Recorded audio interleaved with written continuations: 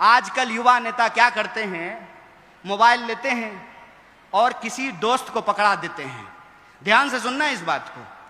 किसी दोस्त को पकड़ा देते हैं और कोई नेता जब अपने गाड़ी से उतरता है ना, उसके बगल में जाके खड़ा हो जाते हैं, सर नमस्ते, और उसको कहते हैं कि जब हम ऐसे हाथ करेंगे ना, फटाक से क्लिक कर लेना तुम उसको, और ज्यों ही वो ऐसे हाथ एक्शन देगा त्यों ही फोटो खींच लेगा और सोशल मीडिया पे डालेगा, आज अमुक नेता से देश की राजनीति पर गंभीर चर्चा करने का अवसर प्राप्त हुआ है।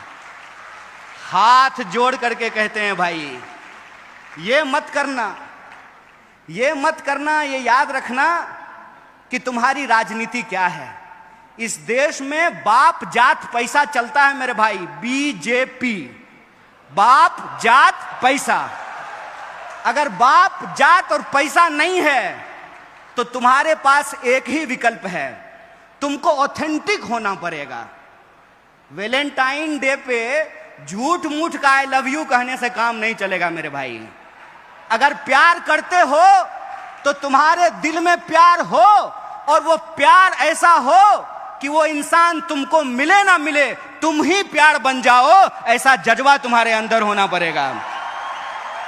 और ऐसा जज्बा अगर तुम्हारे भीतर है तो मैं तुमको एक बात कह देता हूं, कोई बाप ऐसा बच्चा नहीं पैदा किया है कि संघर्ष की कोख से पैदा होने वाले इंसान का रास्ता रोक दे। तुमको सत्य के साथ खड़ा होना पड़ेगा। फिर वो जो नेताजी के साथ तुम ऐसे फोटो खिंचा रहे हो ना, वो नेताजी अपने पीए से फोन कराएंगे कि जरा उसको बुला दो, तो तुम कहना नेताजी बाद में आते हैं, अभी हम आंदोलन करने जा रहे हैं, जरा कलेक्टर को हम स्मारक पत्र देने के लिए जा रहे हैं। राजनीति का मतलब सत्य के लिए संघर्ष करना होता है, और सत्य की एक विचारधारा होती है, इस बात को याद रखना।